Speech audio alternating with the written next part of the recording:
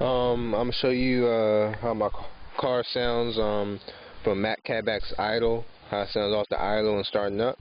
I'm not gonna rev it, just the idle, and let me show you how it looks under.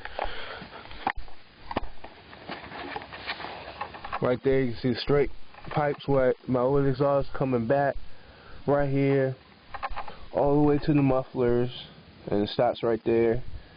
I love how we did that. From right there all the way connecting to right there, mufflers right there connecting.